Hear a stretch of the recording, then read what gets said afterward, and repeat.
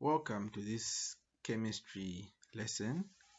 This is your tutor, Lodmea Zimba. In our previous lesson, we did look at ionic bonding. Make sure that you watch that video so that you can understand the lesson on ionic bonding. In this lesson, we are only focusing on the other type of bonding, which is covalent bonding. So to start with, covalent bonding, it is also known as molecular bonding. Other books, they consider it to be molecular bonding. Of course, if you are watching this video for the first time, make sure that you subscribe, you like and share so that we can reach so many people. Okay, what is covalent bonding? This is just the bonding in which atoms share a pair of electrons with each other. So meaning covalent bonding involves the sharing of electrons. So involve the sharing of electron with each other. So that is what covalent bond is all about. So it is all about sharing electrons. Which electrons are shared? The electrons which are found in the outermost shell, they need to share. For instance, if we look at, since this one talks about nonmetals, so if at all we look at which nonmetal can we pick? Let's say we have oxygen. Oxygen has atomic number 8. Oxygen has atomic number 8. So now the configuration is supposed to be 2, 6. Okay, so this simply means that oxygen will need to share 2 electrons for it to be stable, because the reason why bonds are there is for these elements to be stable, just like the noble gases. So electrons which are shared are the ones which are in the last shell. So the sharing of electron is done between non-metallic atoms. Like I said, only non-metals are the ones which are going to share electrons.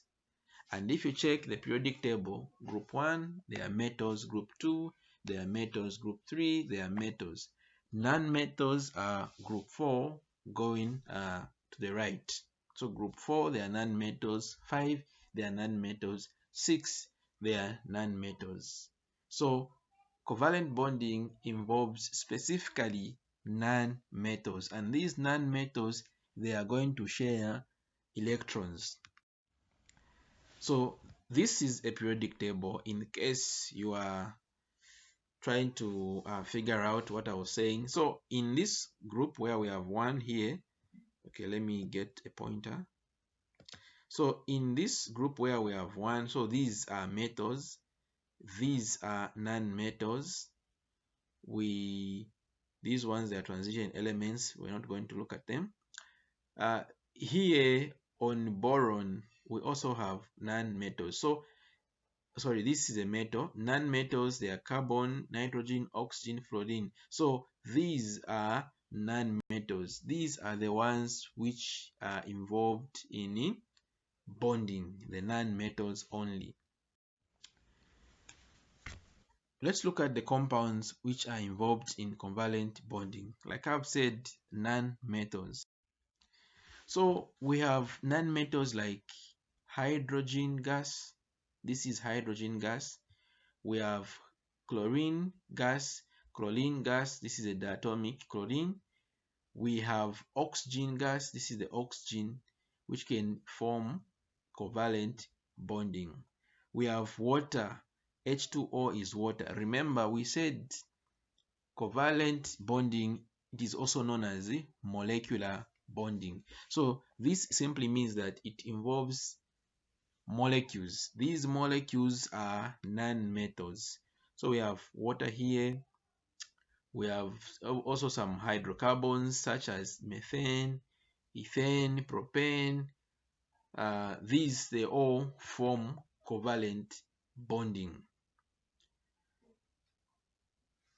So the reason why they form bonding is for them to be stable and attain the stability of a noble gas. Noble gases, the group 8 elements, they are very, very stable. So these non-metals, they need to form bonds so that they can be stable. Okay. Let's look at the types of covalent bonding. According to the number of electron pairs, the covalent bond may have 3 types. So the first type is what we call as single covalent bond. We also have a double covalent bond. And lastly, we have a triple covalent bond. So these are the 3 types of covalent bond. So we are going to look at each one of these types of bond so that we can have an insight, a better understanding. To start with, we have a single covalent bond. So a single covalent bond are formed by sharing of only one electron pair between the bonded atoms. For example, chlorine atom has 7 electrons in the outermost shell. So it needs to share one so that it can be stable. So single covalent bond involves sharing only one electron. So one electron needs to be shared. That's why it's considered to be a single covalent bond. We have an example of hydrogen molecule. We know that hydrogen molecule has atomic number 1, meaning it has 1 in its outermost shell. So since it's a molecule and it's a diatomic here, so that's why we have 2 hydrogens here. We have this hydrogen and the other hydrogen, just like we have here hydrogen molecule. Let's see what is going to happen. So this hydrogen molecule has 1 electron. This hydrogen molecule also has 1 electron. So when they form a single covalent bond, they are going to share these electrons which are in the last shell, and hydrogen only has 1 shell. So because this one is coming from the other hydrogen and the other one is coming from the other hydrogen, that's why we consider this to be a single covalent bond, because only 1 electron is shared. So this electron is coming from this hydrogen. This other electron is also coming from the other hydrogen. This is because the hydrogen only has 1 electron in its shell, and that is the electron which involves in bonding. Let's consider looking at the double covalent bond. A double covalent bond happens when 2 atoms share 4 electrons. Of course, 2 pairs. This sharing lets both atoms fill their outer shells and become stable. So the reason why bonds are there is for them to be stable. So when you look at the double covalent bond, this one involves the sharing of 2 pairs of electrons. So meaning the element will share 2 electrons, even the other elements will share 2 electrons, so that together they can be 4. Let's take a look at oxygen molecule. We know that oxygen molecule on the periodic table, it has 8 atomic number. So in the first shell, oxygen has 2. In the second shell, it has 6 electrons. So oxygen in the first shell, there is 2. In the second shell, there is 6. So this is oxygen molecule, so meaning there are two oxygens. So we have drawn this oxygen and also the other oxygen. Remember, the electrons which are involved in bonding are the electrons in the last shell. So let us only consider the electrons which are in the last shell. As you can see here on the configuration, the first shell there is 2, the second shell there is 6.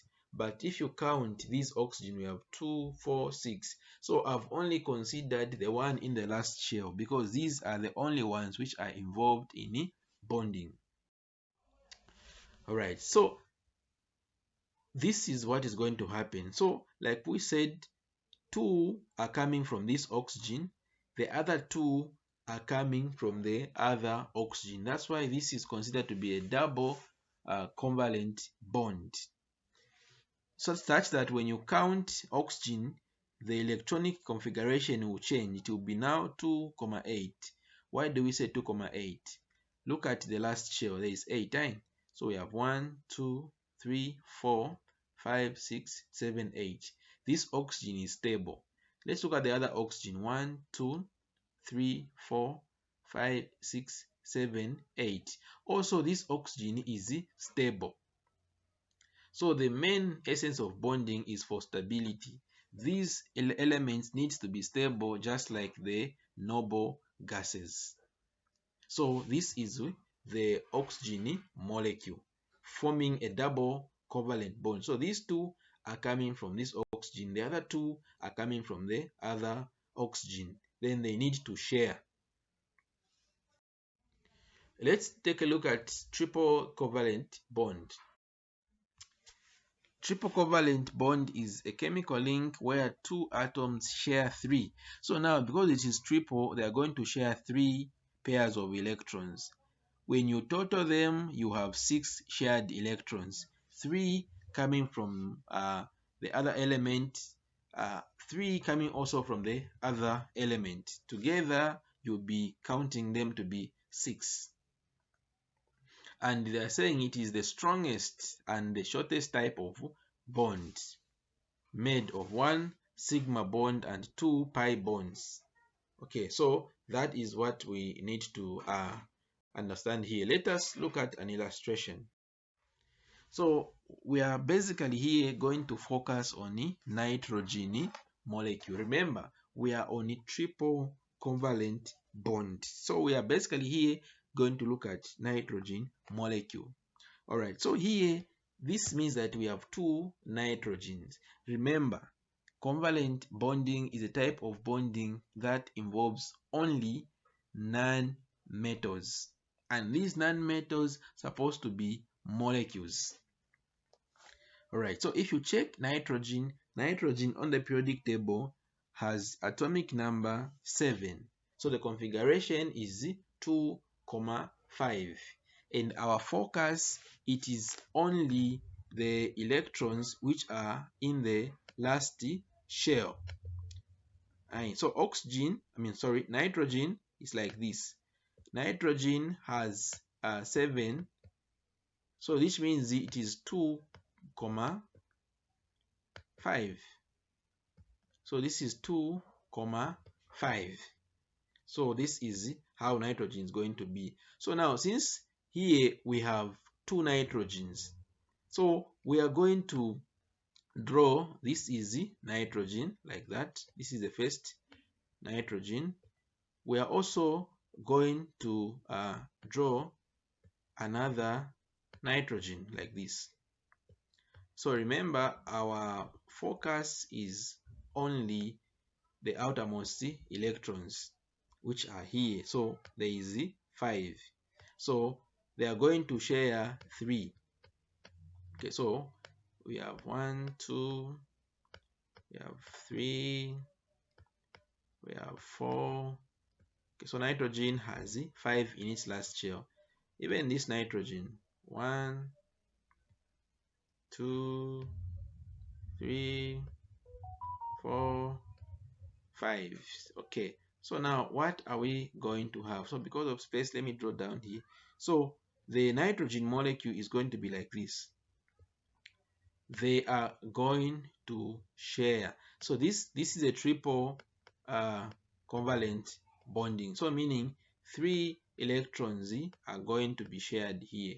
So this nitrogen has 1,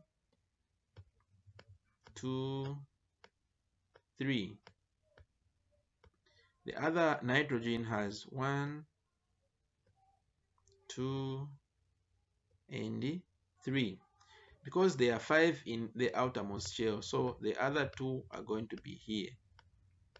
Even the other nitrogen, the other 2 are going to be here. Such that when you count, you have 1, 2, 3, 4, 5, 2, 4, 6, 8. They are stable. So this is how a nitrogen molecule forms a triple covalent bond. This is the same things that I was explaining on the nitrogen molecule. So we have these two which I spared, and then this one has shared 1, 2, 3. Also here, this one has shared 1, 2, 3. That's why this is considered to be a triple covalent bond. As we conclude, we can look at other types of covalent bond. So we also have things like water molecule. Water molecule, where we have hydrogens, there are 2, and we have oxygen, which is alone. Hydrogen has atomic number 1. Oxygen, it is 2, 6. So now this means that oxygen needs 2. That's why it is bonding with 2 hydrogens here. Because the last shell there are 6. For them to be 8, it needs 2. So this is the water molecule bond here. So the hydrogen, this is 1 for hydrogen, and also here for hydrogen. Then for oxygen, we have 1, 2, 3, 4, 5, 6. So just like here, the number here it is saying 6. Even here they are 6, but they are forming bonds so that they can be stable. So this is just an example of a water molecule. Properties of covalent bonding or covalent compound. So covalent compounds, to start with, are formed by sharing of electrons between atoms. These atoms are supposed to be non-metals, and these should be molecules. That's why the second statement here says they are made up of molecules. They are made up of molecules. Okay, their melting and boiling points are very, very low. So covalent compounds, they have a very low melting point and a low boiling point.